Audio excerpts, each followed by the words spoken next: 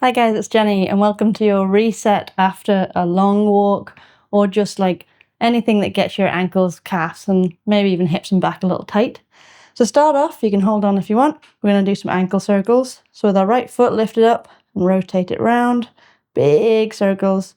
Can be small movements as we just get the ankles warmed up again, but we're just taking them through some movements that they might not have done. If we're walking, we're just focusing on forward and back, switch directions. So the circles gets those side to side movements and just gets the joint a little bit more unstiffened, de-stiffened, in-stiffened. One of those. Switch feet, do the same again, rotating. I'm going anti-clockwise, but it doesn't matter which you're doing because we're going to do both anyway. Again, we're just trying to get into those unusual angles. So even if you have to start slow and small, trying to get bigger as we go through the reps. Switch directions, other way. You can do like different things with your toes. You can spread your toes, you can scrunch your toes. Anything that gets you a good feeling. Cool, then we're going to hold on again if you would like. We'll just do a little plantar stretch. So I've put the backs and tops of my toes on the floor and I'm leaning a little bit of weight into that foot just to stretch that top of the ankle. Because when we're walking, mostly in dorsiflexion and a little bit of plantar, so we're just getting that front ankle stretched. And then switch sides, same again on the other side, backs of the toes on the floor. You can lean into it as much as you like by bending your knees, or just keep it nice and light. We're just kind of warming up before the main event. Now we're going to do a standing calf stretch. So I'm going to do my left leg first, and I'm just going to put my foot planted behind my right foot, and then lean into my hip and bend my knee. So I'm kind of stretching the Achilles and the calf through dorsiflexion, but we're trying to get a little deeper than we would when we're walking. Walking is quite a shallow movement, so it's going to get a little deeper. You can hold on for balance, or you can have your hands on your hips. Some people actually find it more of a stretch if they lean forwards. I prefer lean back, so have a little wiggle and just see which one works for you. And switch sides. My right foot's now back, left foot's now forwards. I'm going to sit back as I bend my knee forwards, really stretching the back of the ankle. You can have a little wiggle, rotating your knee in and out, rotating your hips in and out. Really just letting your foot like properly pronate and relax into the ground. See where it's a little tight for you. Cool. So now we're going to go into the hips a little bit. Again, walking, very shallow ranges of motion. We want to get some deep hip flexion. So I'm going to put my right leg in front. My left knee is on the floor, my left hand is on the floor. And then scooch my left leg back until you're getting a bit of stretch in that left hip and the right hip. Reach your right hand up, breathe in, and exhale. Elbow as close to the ground as you can. Inhale up. Exhale down. So if you have been doing a lot of walking or running or whatever reason you're here, you might be a little tight. And even if you can normally get down to the floor, you might struggle today, but that's totally fine. We've just got to work with our body with wherever it's at. Inhale and exhale. And know that one bad day does not ruin your mobility. This is a long-term process. And we just do little bits every day just to combat all the stuff that we're doing in our lifetime. Because there's going to be days where we are super tight and our body feels super beat up.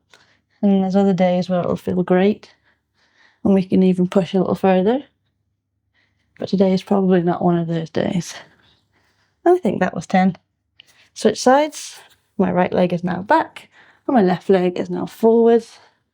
Elbow down to the ground if you can. Inhale up.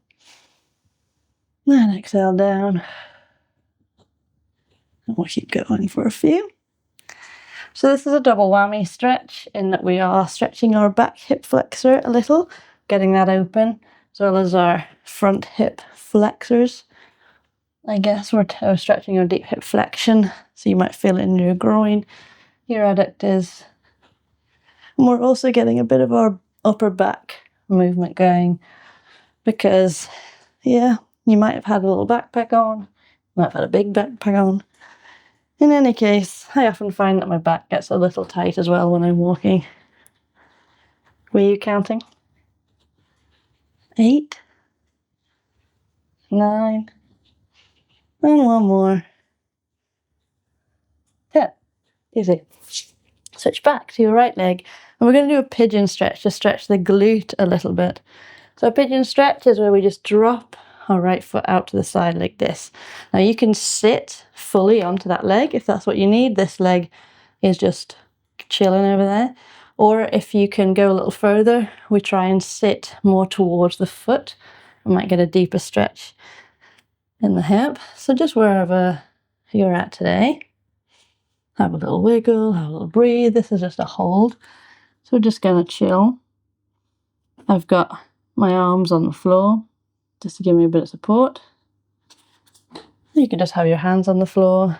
You could twist towards one leg and twist towards the other.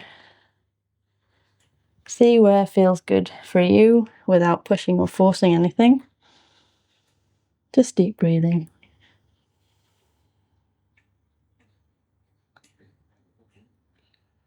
Last 10 seconds.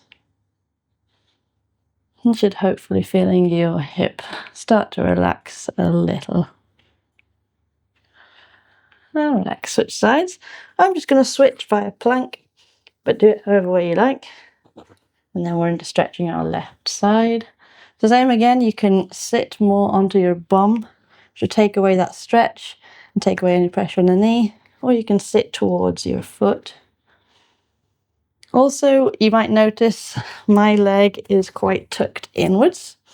If this was maybe a better day for me, I would have that more parallel position of the foot. Because I'm tighter today, I'm just going to tuck my foot in. It's no big deal, because today I'm not thinking about pushing my pigeon stretch to the max, thinking about helping my body recover from a heck of a lot of walking, which, yeah, low range of motion and quite intense on the hips just due to the thousands of reps. There's not that many movements that you can do thousands of as much as walking. Cool, okay. So we're going to now sit back on our heels, ideally. So I've got my feet tucked underneath me in plantar flexion and my knees fully flexed. If this is too much for you, you can pop cushions under your bum so that you're higher up. And you can even pop a cushion under your ankles so you don't have to be in full flexion. And if this is just really uncomfortable, sit cross-legged, sit piked, even sit on a chair for this section, because we're just going to hold here. So what we're doing is we're stretching in plantar flexion once again. So getting our shins stretched out. And we're also giving our quads a big stretch, getting our knee fully bent. Because same as the hips, when we're walking, we don't tend to bend our knees fully. And while we're here, we're going to do a bit of spine stretching too. So however you're sat, we're going to take our left hand out to the side and right hand lifts up and stretch over the top in a side bend. And then switch, right hand down, left hand over the top, stretching out all of your sides. And coming all the way up, then we're going to twist to the left. I'm going to use my right hand on my left leg just to give me a little twist. And then switch, left hand on my right knee, give me a little twist. Cool, and then relaxing. Now we're going to pop up out of this position, nice and slow if you need to. And we're going to go back into this lunge, but we're not going to go as deep as we were before. We're going to keep our feet almost like 90 degrees at the knees. And we're just going to pulse forwards and back. So this is now more for this back hip. I've got my left leg in front, so I'm stretching my right hip. I'm just pulsing forward and backwards. And as you pulse, Try and not let your back arch. Try and keep a tuck so that we stretch those hip flexors at the front. Almost there. 2. And 1. Nice, switch sides. So now my right leg is in front, my left leg is behind, and pulls down. Again, trying to keep that tuck. So I'm not just letting my back take this stretch, I am trying to stretch my hip. 6, 7, 8, 9, and 10. Nice one. Okay, so this next move is lovely. However, it could be a little bit of a challenge. So we're actually going to be in like a squat position like this. So this is a kickstand squat. So my right leg is on the toes, my left leg is planted. And so we're kind of doing a squat, but with only one leg. My left leg is kind of the squatter at the minute. And we're just going to have a wiggle here for like 30 seconds. So we can move forwards into like a calf stretch for that left leg. We can move back. We can sink down to it nice and deep, getting our hips open. Moving back, moving forwards. Nothing too crazy.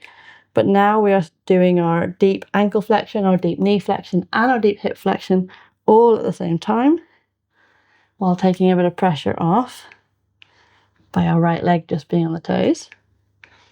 Okay, that's 30 seconds. So switch sides. The right leg is now the planted foot, and the left leg is now the kickstand foot. And we'll do the same thing. Start wiggling forward and backwards, woo, side to side. Use your hands on the ground as much as you need. You can even play with a few twists if you want your spine to be a little bit more open. Almost there. Last 10.